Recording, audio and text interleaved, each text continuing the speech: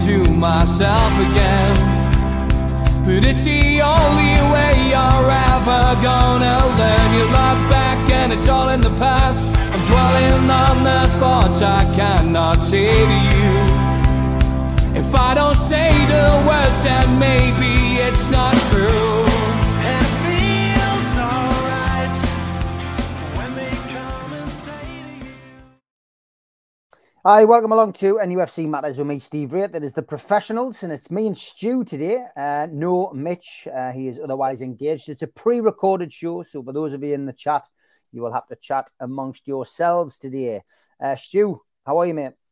Very good, thanks. How are you? Yeah, very good, mate. And after Saturday's results, Newcastle United have got a big opportunity. Just looking across the board, Liverpool, wow. You know, just when you think they're back, to go from a 7-0 win against Manchester United to then go to Bournemouth and lose 1-0 to a Billings goal. You just couldn't script it. Brentford chasing on our tails, get beat off Everton, who've been languishing at the bottom most of the season. Brighton were 2-1 up against Leeds. Leeds got them back to 2-2. Another great result for Newcastle. Only one that went against us was Spurs. Spurs beating Forest 3-1. Harry Kane back on the goal scoring trail with 2 goals. So a good day at the office for Newcastle without playing. They've got to take advantage of it, though, Stu. That's it. They've got to capitalise. Apart from the Tottenham result, like you said, we couldn't ask for better results today, really. The Bournemouth were bottom of the league, and then they turned Liverpool over, and Liverpool looked flat. I suspect they went there thinking it was going to be a lot easier than what it was, and then it's quite hard to change your gears once you've set off, isn't it? And they huffed and puffed, and then Salah missed that penalty, which was a really bad miss, especially for someone of his capability. But I did cheer when he missed it. The Leeds result, pegging Brighton back, was good because they've had a lot of momentum recently, as have Brentford. So for Everton to hang on for that, it's crucial for them.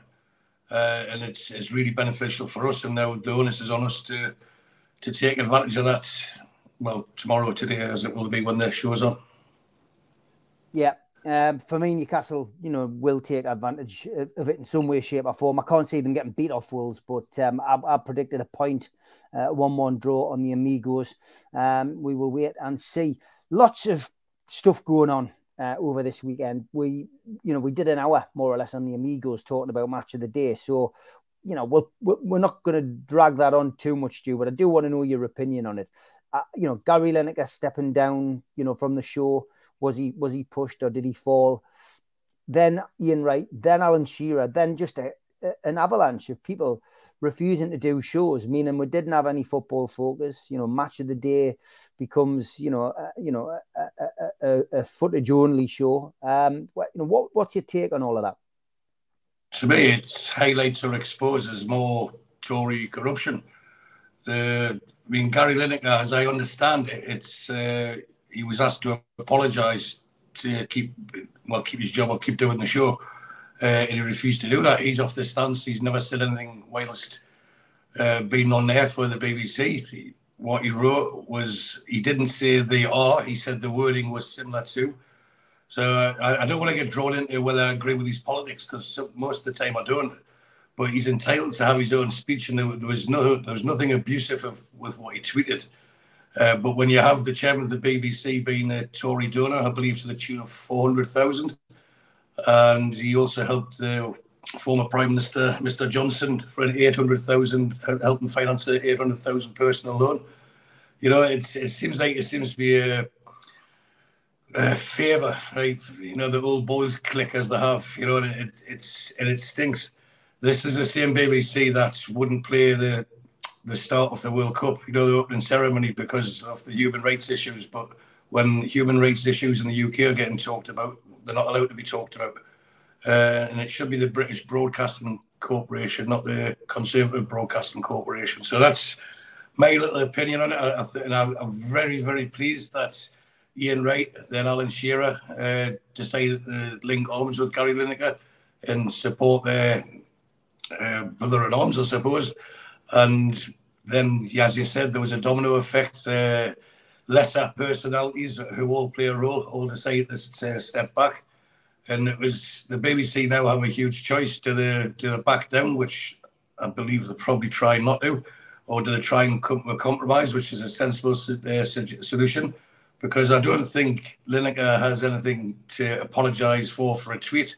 He knows he's in the public light, and so it's a voice. But it's something I tweeted earlier this morning. It was very early this morning, so UK time. I've been awake since 1 a.m. For some reason, it was 4 o'clock here. I woke up.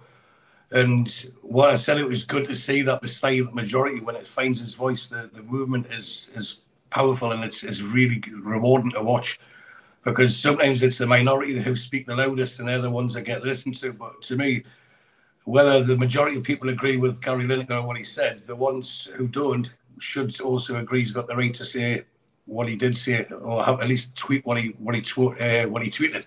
You know, there was nothing personal. There was no slander in it. He just said the wording was similar to 1930s Germany, and if you lose your job for something like that, then we're in a very, very dark place. Yeah, it's certainly going to rumble and rumble. I guess moving away from the politics side of it, it's you know, if it does rumble on, you know, there'll be other broadcasters looking at these people who have decided to step down from this show and maybe looking to try and get them into other places. I mean, we know Alan Shearer does numerous programs and works for numerous companies, so he won't be short of offers. Neither will Wrighty, neither will Lineker. Yeah, Lineker does stuff for BT as well. I was actually thinking about this afternoon when I was finishing work, knowing I was coming home to watch beIN Sports, and I thought, I wonder if Gorilla Gloves is a bit worried now Lineker could be on the market, because for sure he's a lot more of a global attraction than his archaic views. So, you know, it could be interesting how it plays out. I don't think Lineker's short of money anyway, but I don't think he'd be short of offers either. So he's in a position of strength, and he's got the backing of his co-workers, and that's important that they do stand together, because more often than not, when something like this happens, the rest of them try and hide and say, well, it's nothing to do with me. It's no, that was you. And so fair play for them for standing together. But, you know, they're all wealthy enough people anyway, so it's not as if they can't afford to, but the principles are right. And I was very happy to see, like I said, Ian Wright and Shearer and the rest follow suit. Yeah. Okay. Well, we'll watch that one with interest over the coming days.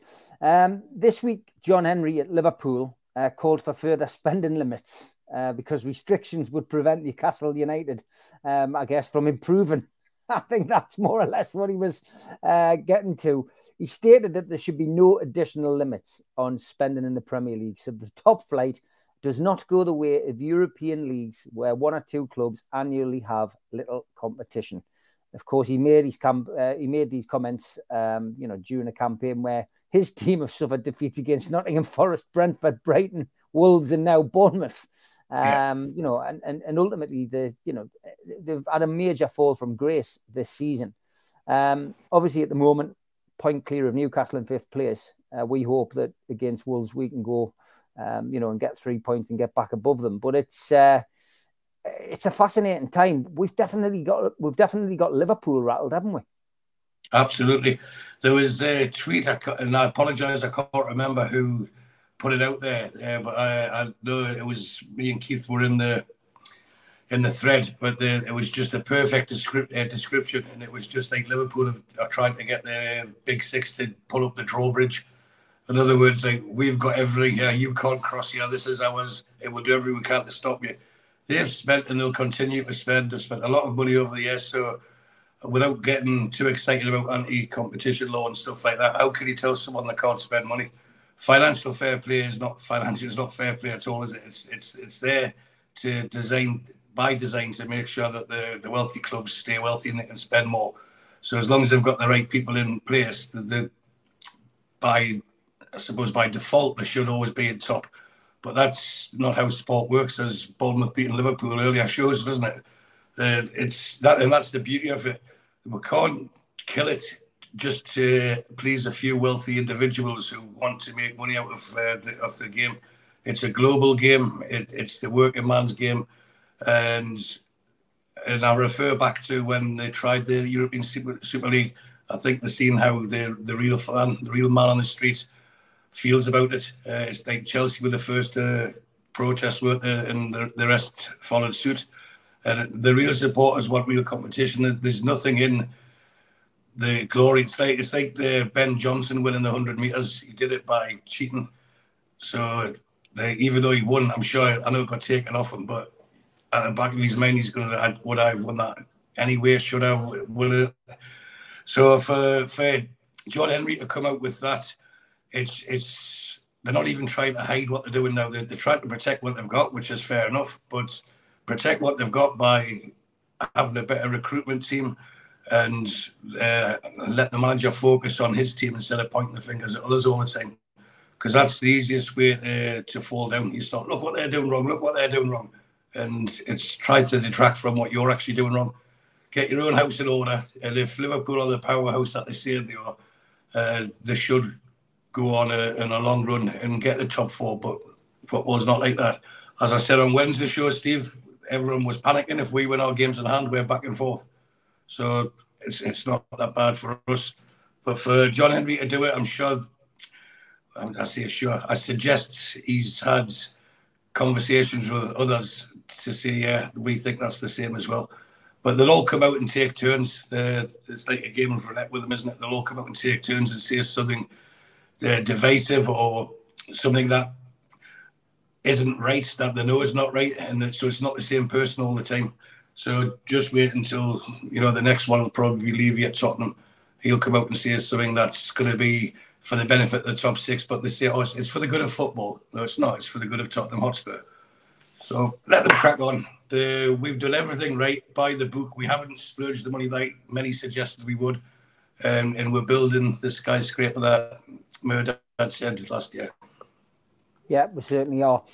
Looking back at Eddie Howe's press conference yesterday, or Friday, I should say, we had an interesting conversation between him and Craig Hope where he was talking about Isak.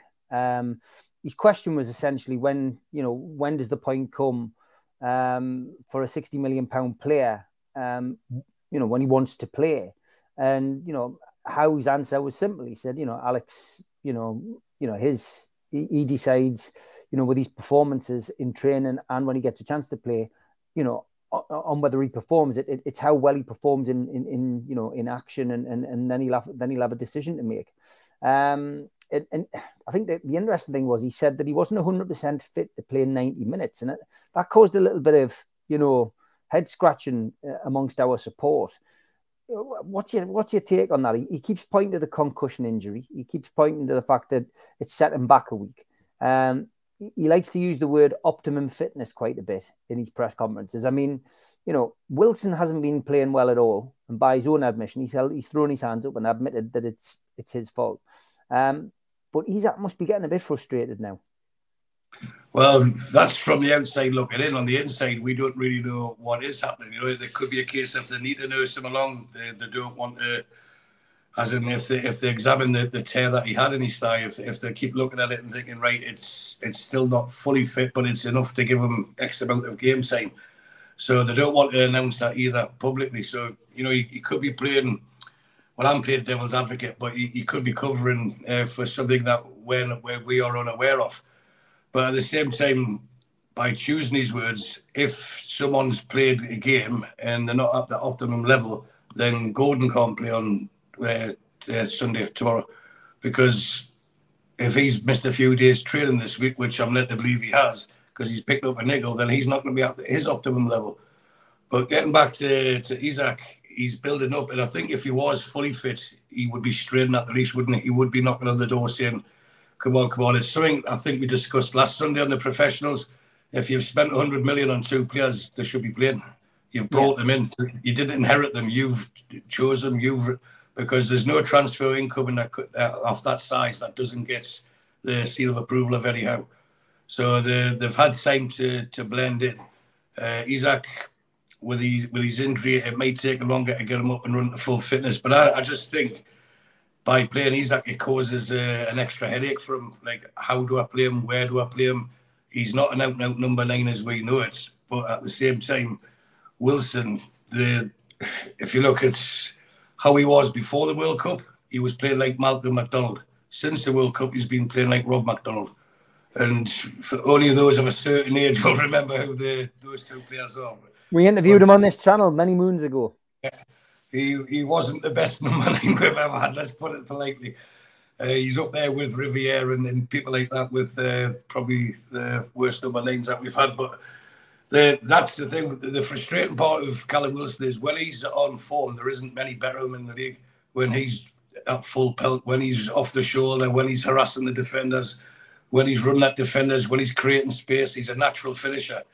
But he looks bereft of confidence. He looks scared to push himself that much. So whether he's carrying an injury, but if that's the case, then that refers back to your optimum level, doesn't it? If he's not at his optimum fitness level, why is he playing anyway? So he's what the way of taking off it is like he's managing them both until he gets them fully fit.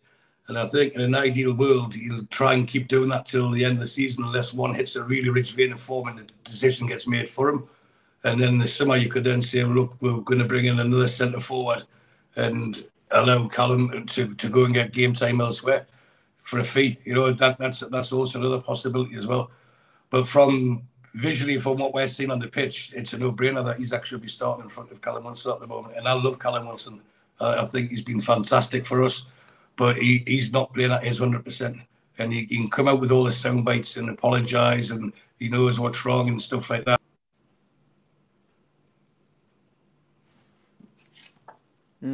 Yeah, I lost you there, mate. That's why I paused. It wasn't a dramatic pause. I just lost you with your internet. I'm not sure whether it's your internet or mine. I'll tell you what I'll do. Seeing as though there's an internet issue, mate, I'm going to play the ads now, give you a chance to go and get sorted out, and we'll bring you back. Right. Okay, mate. A big thanks to all our sponsors, Skips and Bins. You can find them at skipsandbins.com. Telephone 0800 25 45 25 3. Email inquiries at skipsandbins.com. Easy contract, free and pay as you go, waste collection. Thanks to Mr. Vicky's sauces, which are handmade in Cumbria.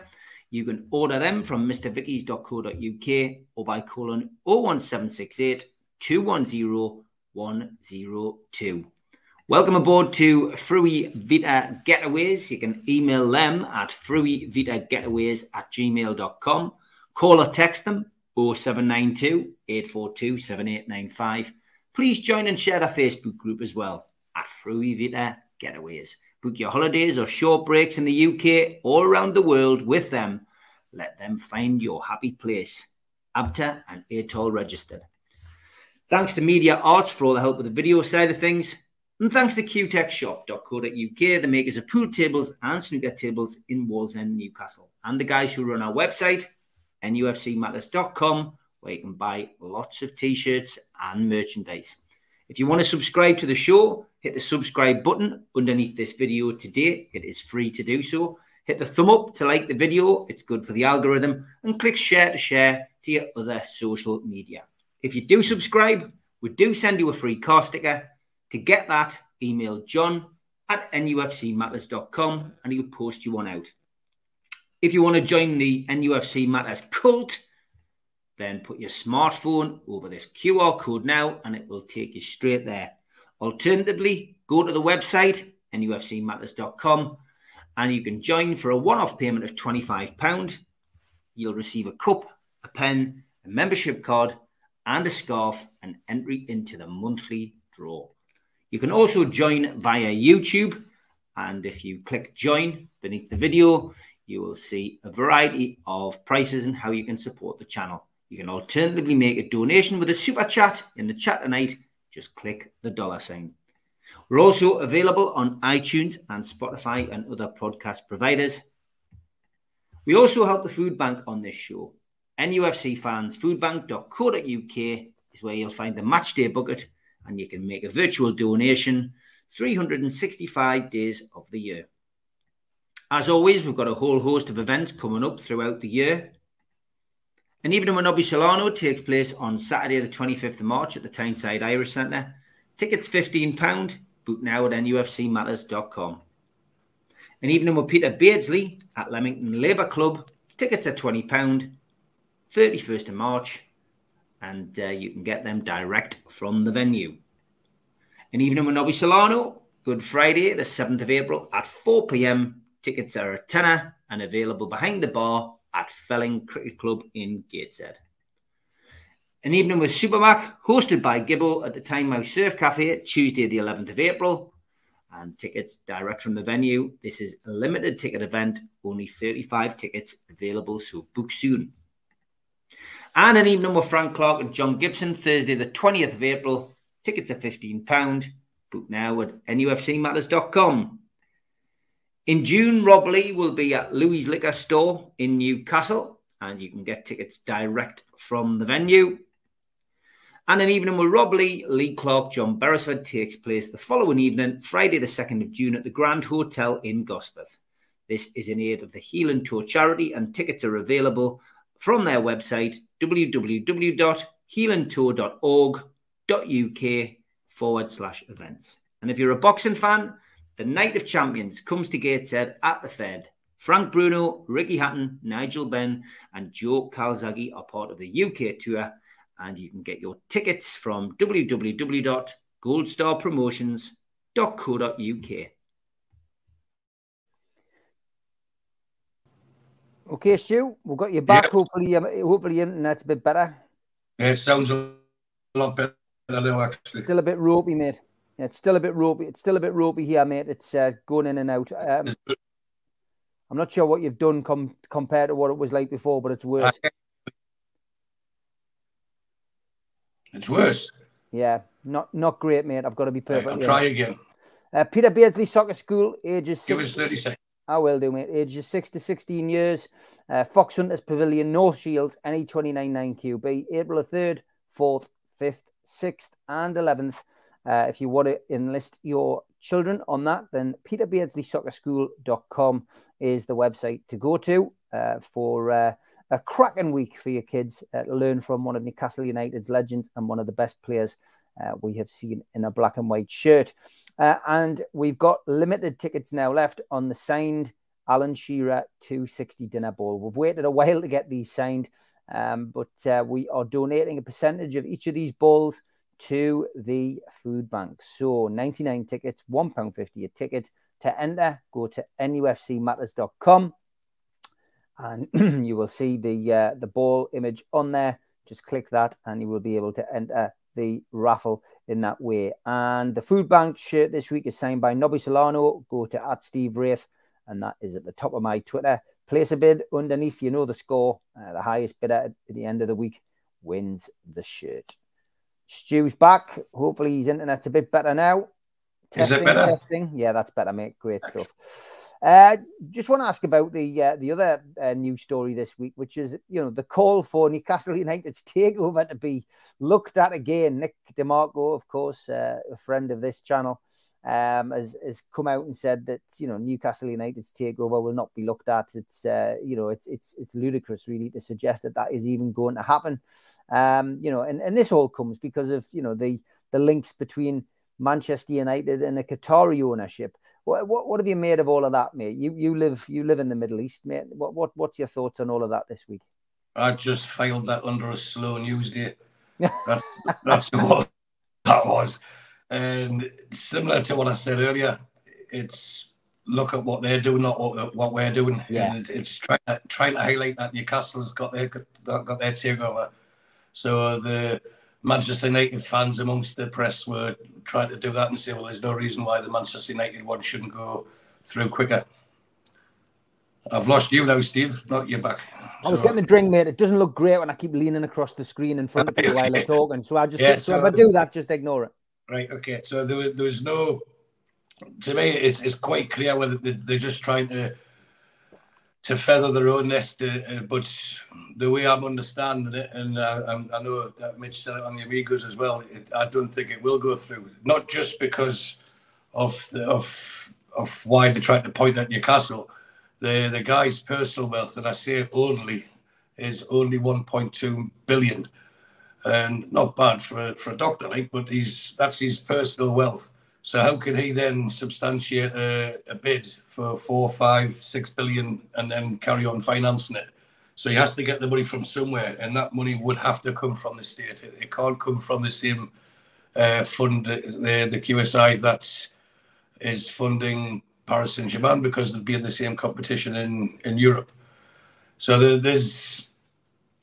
it's just mischief making, like I say. It's slow news there. I wasn't bothered by it at all, but it was reassuring to see Nick DeMarco say exactly the same thing. Ignore it. There's nothing they can do.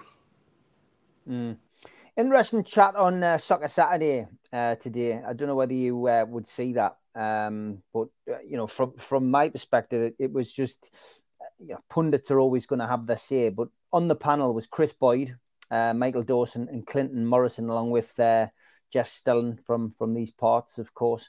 And they were chatting about Newcastle's season as a whole. And just to give you a little bit of a taste of it, Michael Dawson, said that we've seen Almiron, Joelinton, Wilson not scoring goals. They did earlier in the season, but now there's been 1 in 14 for Callum Wilson. That's been a bit of a struggle. He thought that Newcastle and Eddie Howe deserve credit for the season that they've had and getting to the cup final. He did say that it was a distraction getting to the cup final for the team because most of them hadn't been to a final before. But he said they were where they were. He felt that they were still in with a shout of finishing the top 4, but he didn't see it happening. He thinks it's a step too far. But he also said that he didn't think that would be an aim for Eddie Howe and the lads at the start of the season. So that was fair enough. Jeff Stelling, of course, he said, he said, how much of a concern do you think it is if Newcastle don't get Europe at all? How did the panel feel? That would be perceived by the supporters. Chris Boyd, he basically said that, there was a lot of positivity surrounding the club getting to the final, and they weren't really expecting to get to a final, and that's been a massive acceleration of the progress at the club. He said, looking at the point of it from Eddie Howe, he said, he's come in and done a fantastic job. Now he's going to be judged on the signings that he's brought in the last couple of windows. He said they spent a lot of money on Anthony Gordon, but he also said that there'll be more recruits coming in the summer, and he felt that it was going to be a big 6 or 7 months for Newcastle as a whole.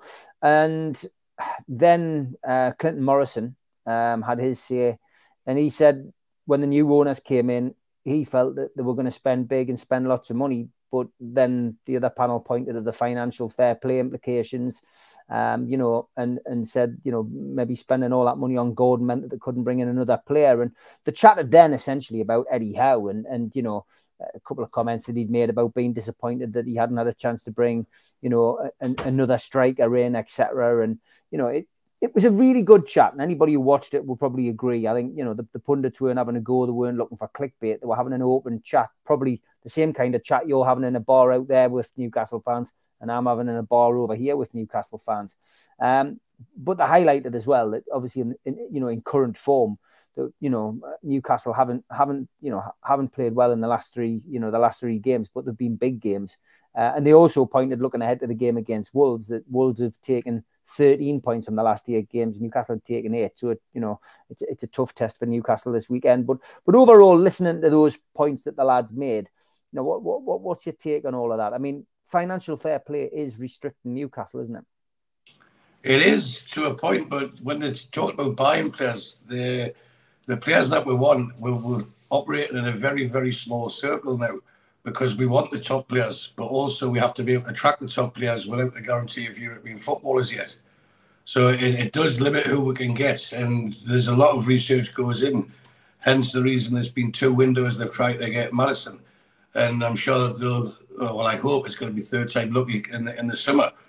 But I don't see the doom and gloom. I understand that the season quite clearly has been in 2 parts, hasn't it? And the World Cup didn't help Newcastle at the time, but who's to say they wouldn't have burned themselves out if they kept going at that pace anyway? They were hugely overachieving and they were enjoying it. But that doesn't mean that they are the second or third best team in the country as yet. But it shows that it's capable. The team is capable of getting there. Eddie Howe's capable of coaching a team in the top half of the league, which sometimes has been accused of not doing. I believe, in my opinion, the right time to judge Eddie Howe would be at the end of next season. Because we'll have more money to spend this summer when the sponsorships come in, whether that be the shirt sponsor, stadium sponsor, another sleeve sponsor, training ground sponsor. There's loads of things that can be done, but that will be decided on our league position. You know, the higher we are, the more we can justify on the sponsorship front. But it could be the Stockholm syndrome, Steve. Like, we've had it for years where we're expecting the worst, aren't we? Yeah. You know, it's, oh, this is going to happen. This is going to happen. Oh, I knew that was going to happen. But I've been one of the huge advocates from, well, before the takeover of how Saudi do business. And they don't like doing second best. So they will keep going, but they'll do it the right way. There's no sneaking in the back door. It'll be clear and transparent for everyone to see. And if we start looking at the season in general, the first half was fantastic, the best we've experienced in a generation. The second half, it's something that we've been used to, but not recently, if that makes sense. Yeah. Of trying to find a goal or trying to buy a goal, trying to find... But the performances, to a point, have been there. I just think it's we've lacked a bit of being that little bit clinical in the final third. And whether that be confidence or teams defending...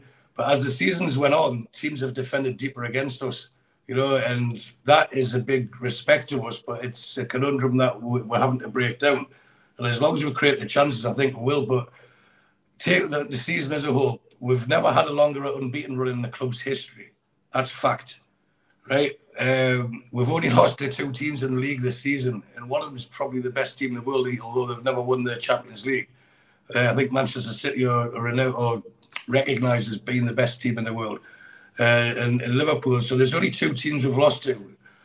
We've conceded the least goals in the league so far. Our biggest defeat has been 2-0. I mean, look at Man United last week. Look at their biggest defeat. And we're in a European qualification place already with games in hand. So there's a lot to be positive about. And I honestly believe we're at the beginning of a long, successful and sustained period in this club's history, probably the best ever. And that includes the 50s when we won 3 cups in the 4 years. It's coming.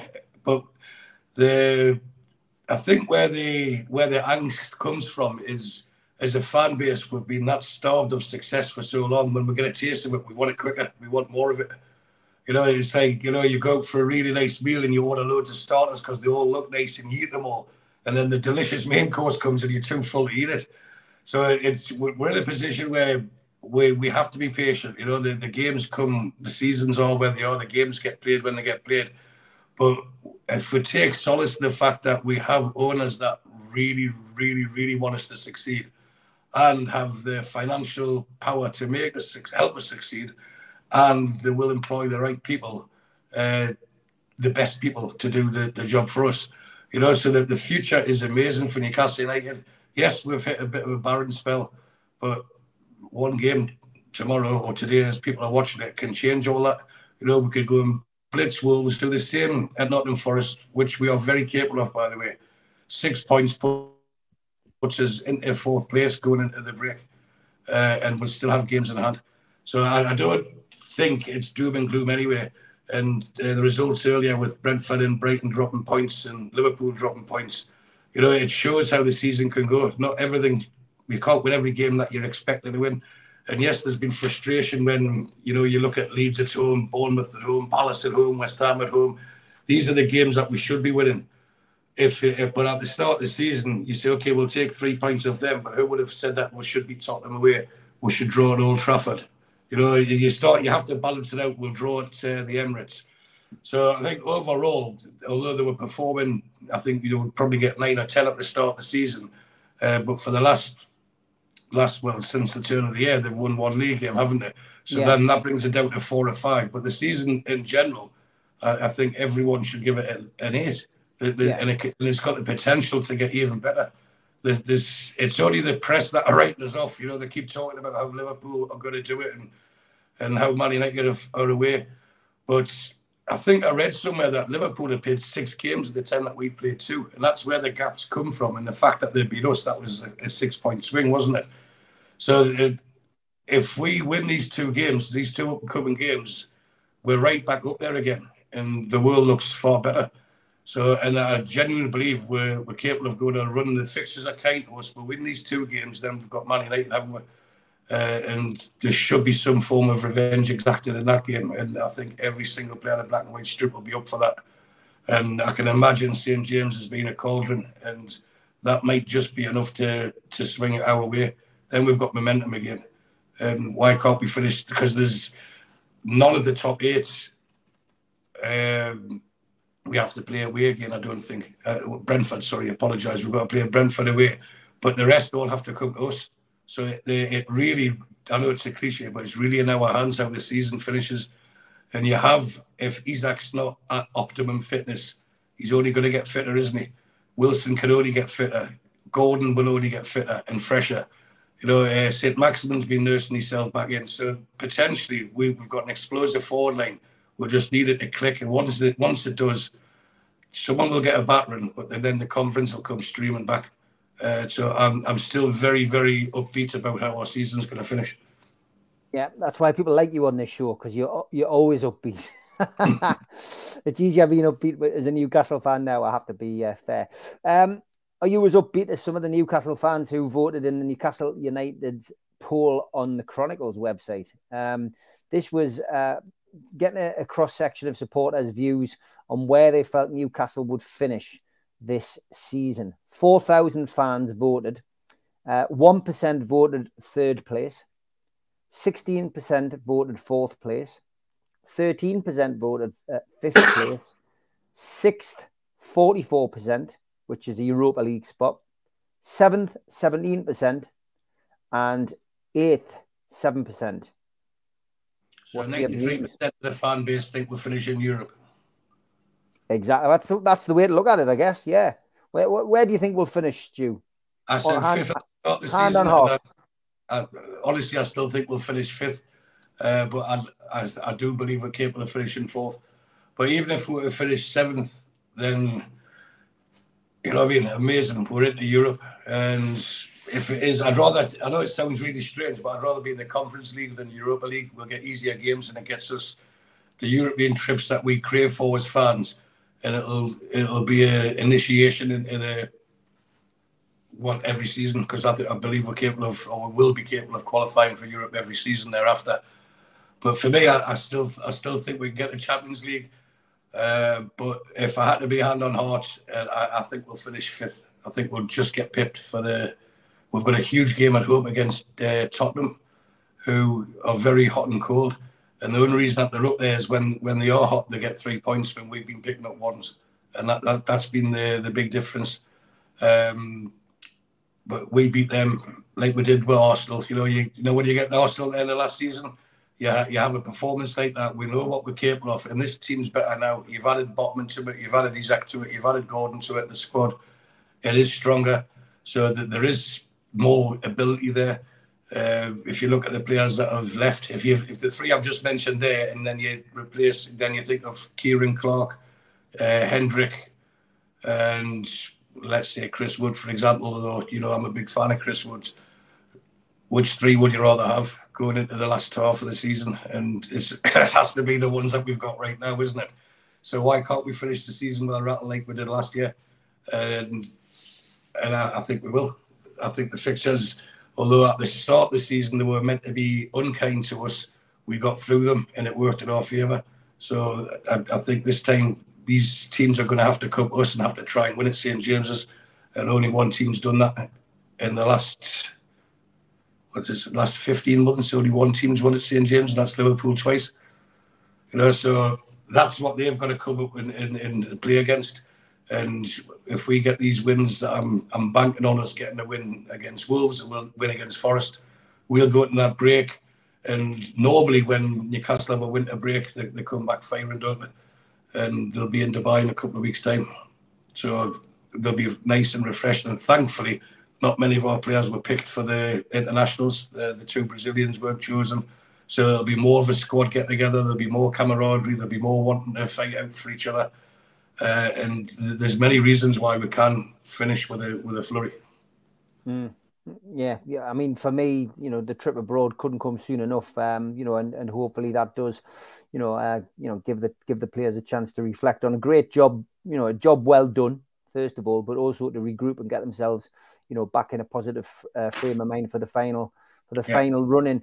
Lee Ryder doesn't often get a chance to ask a good question. He's usually one of the last journalists to get a chance to ask a question, but he did ask Eddie Howe about loyalty creeping into his team selection. He said that some fans had suggested, that the players were being picked on a loyalty factor as opposed to training, which he's always suggested is the reason that, he picks players. Eddie Howe's answer was interesting. He certainly denied that he picks players on loyalty or any kind of, loyalty that he has to the player. He said, nobody sees the team train but us. And I pick teams on how well the players have trained, but also I pick a team, who's going to try and get us the best result. He also said he can be loyal and he can be ruthless. Do you believe what he says? Do you believe that he picks the players based on fitness alone, or does every manager have their favourites, Stu? I'm sure they do. In any job, the manager would have favourites. And then in the same conference, he alluded to how he knew Callum Wilson for a long time and he knows him very well. So I met Lee Ryder when we were out in Riyadh and had a decent chat with him. And very nice guy, very, very full on Newcastle. And I've got a lot of time for a lot of the articles that he writes. But loyalty, if he's not loyal to certain players, then to me, Jamal Lascelles has to start against Wolverhampton. He's got to start for the benefit of the whole squad, because otherwise, where's the incentive? His stance all season and last season was, you've got the place of the team, you play well, you keep it. And it's up to the others to perform better in training to try and squeeze you out. And he's landed on a formation earlier in the season that worked. And it's very easy to explain to someone, look, you're not getting to the team no matter how good you are in training, because these 11 are winning every single week just about. So at the moment, they're not. So if you're doing well in training, or if you're doing well when you're coming on, like Jacob Murphy has it in the last few games, and then still not getting picked, and you watch people who are clearly out of form, then you think, well, what's the point of me busting a gut for this? So if he isn't having favourites and he isn't showing loyalty to certain players, then Jamal Lascelles has to start, because he was man of the match against Man City. And the most potent striker in Europe, being Holland, he'd never had a shot on goal. And how many centre-halves can say that this season? Now, I know it's horses for courses and it's different games, but Lascelles, in Eddie Howe's own words, has been a model pro. He's done extra training. He's improved his game behind the scenes. He's done everything possible to get his opportunity. Well, there was his opportunity. He's grasped it with both hands and walked off with the man of the match award. So, sorry, I do have to say person of the match award now in light of match of the day things. But anyway, man of the match, because there was no woman playing. He was the man of the match. So to me, he has to play. And if he does, no one can say he doesn't deserve his slot in the team. Yeah, I would agree. And he's not going to fall down after 10 minutes like Shaw does every game with holding his head or his leg or something like that. He runs through brick walls for us, and maybe that's what we need at the minute, someone to G us up. And he won a couple of headers at corners last week as well, didn't he? Mm-hmm. So he does attack the ball. He doesn't stand there waiting for the ball to bounce off his head. He'll run and attack the ball. And that sort of leading by example can spur other people on around him. He's been a consummate professional. I mean, to go in day out and train as he has done, and to come in match fit, ready for action, and play against arguably one of the best teams in the world. I mean, it was a wonderful, wonderful performance, and he really did deserve the plaudits that he got after the game. Absolutely. I asked you on Wednesday, Steve. I says, when was the last time Lascelles had a bad game? Mm-hmm. And I really can't remember. I think he's been exceptional every time he's came in. And that's maybe is because although the captaincy's not really been taken off him, I think he's the club captain. But I think now on the pitch, the leadership, I think the players look to Kieran Trippier, and you've seen there was an incident last week where the referee said something and Trippier went up, and then all of a sudden he realised he shouldn't, and Lascelles replaced him and spoke to the referee. And then that gave him his confidence. But if you're a centre-half and you're shipping goals constantly, and we had this on the shows at the time, we're going back 2-3 years now, where the opposition were just running through the midfield. Of course, we're going to leak goals, no matter how good your defenders are. If you've got people running at you constantly, you're going to concede goals. So now we're in a position where, yeah, we're conceding more, but as I said earlier, the 2-0's our biggest defeat this season. And is there a fixture that you can see between now and the end of the season where, yeah, we could get beat by more than 2-0 there? I don't think we will. I mean, it's possible that it might happen, but I really can't see us getting a bigger defeat than the 2-0 that we've had the last few games. So once we get the first win off, Lascelles starts, then it's up to Shaw to get his act together and training, and then either it's a suspension or an injury. With Joe Linton, with him being injured now, suspended, there's a great opportunity for someone to come in and say, right, well, I've got the place in the team now. And I think the only person in the team, well, only two, would be Pope and Bruno, the only two that are guaranteed a place if they're fit. You know, the rest of them, they've all got decent replacements. So if you think about Willock, if he's fit, I think he needs to start. I think as a team, we've missed his running with the ball. He's 30-40 yards direct running from midfield, attacking the defenders. I think we've really missed that. But if he's not at we'll use the phrase again, the optimum level, then I think we should give young Elliot Anderson his badges and say off you go. I was just going to come on to him because he was unfortunate in the Liverpool game. He was given a start, but then Pope got sent off, and he was the man who got taken off to replace him. So, you know, my mindset with this Wolves game is he might give Elliot Anderson a start in this game. Yeah, well, if Willock's not fit, then he should, because he felt he was good enough to start against Liverpool, so he should be good enough to start against Wolves. And then the position would be ideal in the centre. Well, probably the left of the centre of the three in midfield. And why not? If we keep talking about talent, the lad's 20 now. You know, he needs to be getting more game time. And unless you're playing regularly, you're not going to get the opportunity. I'm just worried that when he does, he tries too hard. And rather than do the simple things, and that's what I seen Gordon doing last week, because he had his first start for us against Manchester City, and it seemed that he wasn't trying too hard. He was just doing the simple things, and he was like playing within himself. Where I never seen him, if you pardon the phrase, I never seen Gordon knock the ball and then open his legs. You know, have a good sprint on it, which we know how fast he is. He seems to glide across the turf when he's running at full pelt, and he never did that. But that'll come in time. That'll come with confidence of the team, and the team having confidence in him.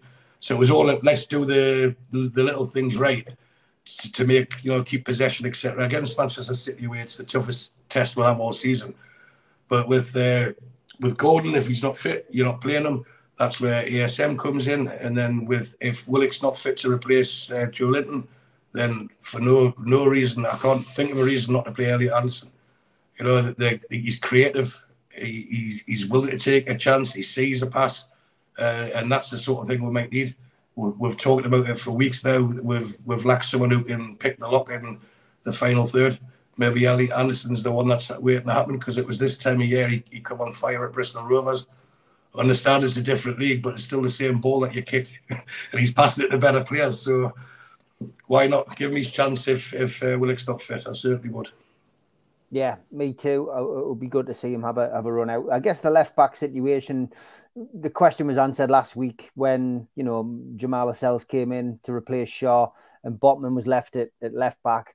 I mean, Byrne was left at left back. I can't see Matt Targett getting a start against Wolves. Can you?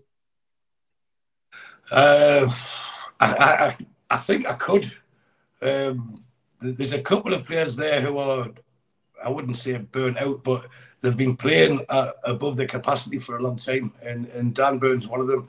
You've got to love it. He's got the heart the size of a frying pan. He's committed, and he's, even when people say he's had a bad game, it's very easy to pick on the local guys, isn't it? It's him and Longstaff are always the first ones that are there to get criticised. But maybe his arrest will do him good. And if you talk about the firing line, we need to be attacking these teams at home. And Targett is more forward thinking and more capable in the final third of delivering the right cross than what Dan Byrne is. And I would expect us to have the bulk of possession against Wolves tomorrow.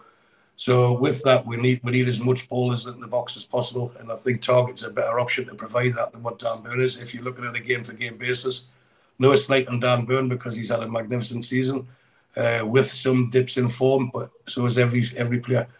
So I would play Target tomorrow. Well, I would, but I don't think he will. I genuinely don't think he will. Okay, let's look ahead. Yeah, I think it will be, mate. I think it will be. And I think last week was his opportunity to certainly change things, and he didn't. He won't play 2 left footers at centre half now. We know that. He's played Lascelles. He's created an extra problem because I agree with you. I think Lascelles should start tomorrow. I personally would drop Dan Burn tomorrow, and I would play Matt Target in left back. Obviously, that's without us seeing training though. And I would go tomorrow up front. I would play Gordon, Isak, and Wilson. You know, I'd play Gordon, Wilson in the middle, and Isak on the right. And I would take Almiron out. I don't know who else you were talking about people. Maybe he's not burning out, but you know, probably playing above the mate. But I think Almiron's one of them. I would take Almiron out. And then you've got Almiron and you've got ASM on the bench. You've got 2 players and potentially Willock if we went with. You know, if we went with Anderson rather than Willock, you've got a potential of doing it that way. You know, you've got strength and depth on the bench. You know, let's listen to what Toon Stato's got to say, and then me and you can talk about Wolves.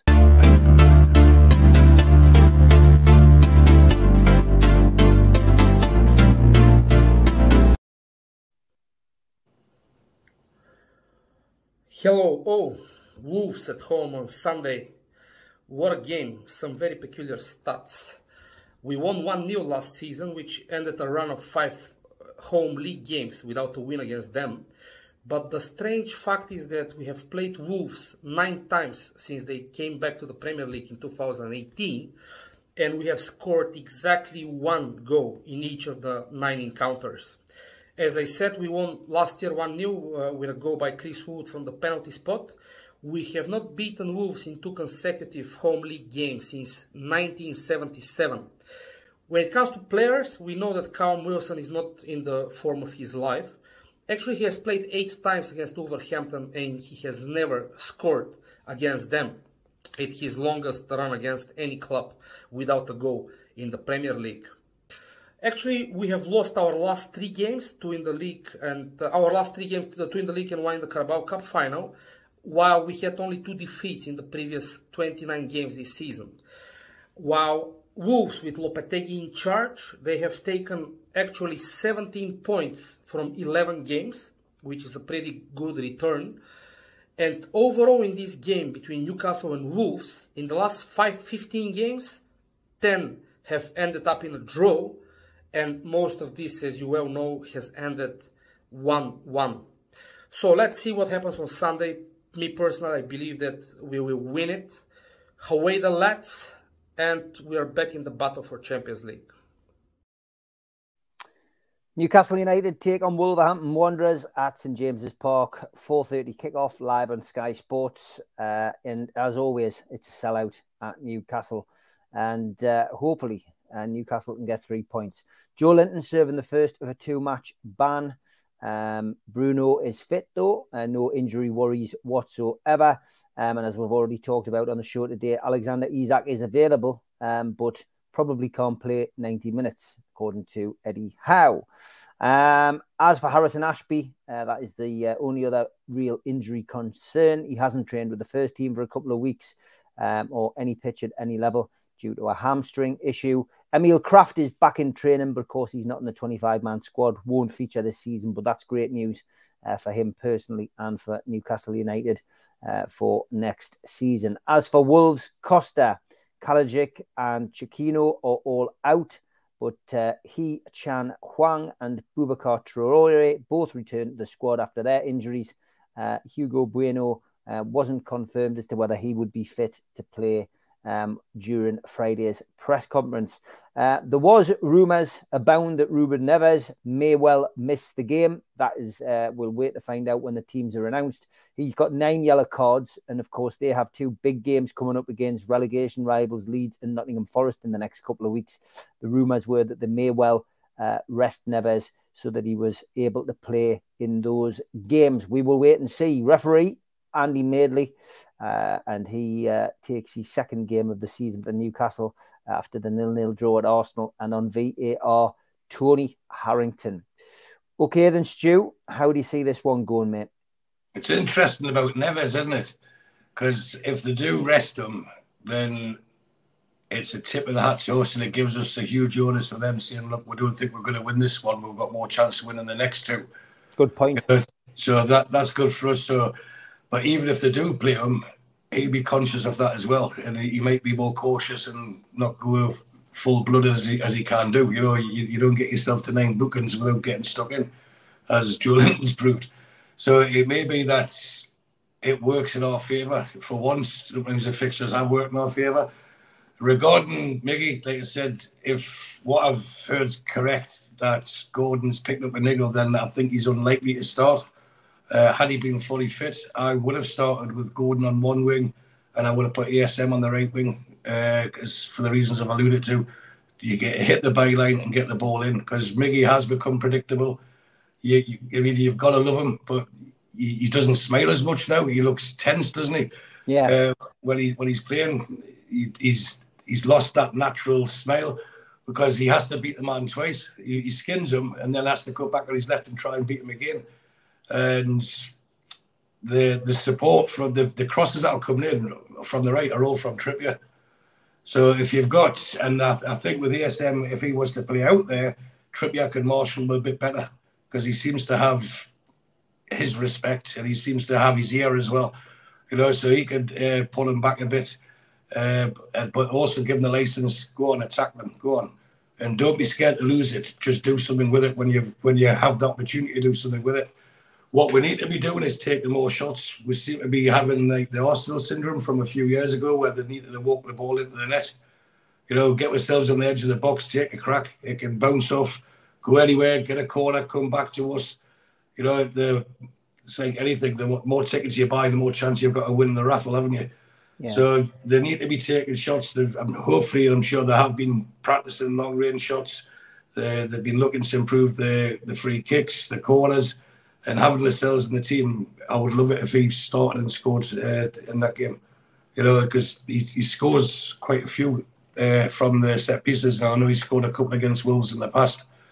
So I'm being a bit of the Jamal Lascelles fan club this evening, but I think he deserves it. Sorry, this morning. I think he deserves it. And it would be fitting for him to get, hopefully not the winning goal, but one of the many goals that we score to claim victory and keep a clean sheet. I think that's something that Eddie Howe's referred to as well. It's not just the forward line, it's the back end. The middle has been performing well, box to box. It's what we've been doing in both boxes. I mean, Botman, he's been unlucky a couple of own goals, but if he's not put his foot there, they're going to be goals anyway. So I don't think that will put him off. With the team, ideally, I would have started, as I said, the Gordon, Isak, and ASM. I think with the way it's going and reading the comments, I think it'll end up being ASM, Wilson, and Miggy. And if it is the case in the positions they've been starting, I just hope for at least 10, 15 minutes each off the swap wings, because we have become too predictable. They know they're gonna cut in, and that's where Target will make a big difference if he gets the nod. Because if Maxi is cutting in, then Target can hit the byline. You know, you can hit the touchline and get crosses in, because it'll create more space. Because if not, they just keep condensing the centre part, which limits the opportunities for Wilson. So I would have started Isak. I think you'll start Wilson and bring Isak on. But at least now they seem to have it settled, where they know at 60 minutes there's going to be substitution. So if you know you're coming off, you don't pace yourself for 90 minutes now, you pace yourself for 60. And that way you'll build your fitness up anyway. So what I want and what you want and what Eddie Howe thinks will probably be 3 different things. But I can see him going with Miggy. I can see him going with St. Maximin on the left, and I can see him going with Wilson down the middle. Prediction? Well, I would take any win. Honestly, I would take a 1-0 win, a scruffy goal, just a win to alleviate this pressure. Because if you go man for man, there's not one of their players that would get in our team, I don't think. Maybe just Neves as an exception. So only one of their players. So if we're on it properly and mentally focused, we should win. But like I said, football's not played on paper. It's played on the grass, isn't it? I want to say 3-1. I really do, and I have bet 3-1 as always. But I think we'll win 2-0. Okay, I've gone for a 1-1 draw. We will wait and see. Look forward to having you on the show on Wednesday night on Jodie's here. Jodie's there, but for now, Stu, take care, mate. All right, thanks, Steve. See you later. Bye-bye. Bye-bye.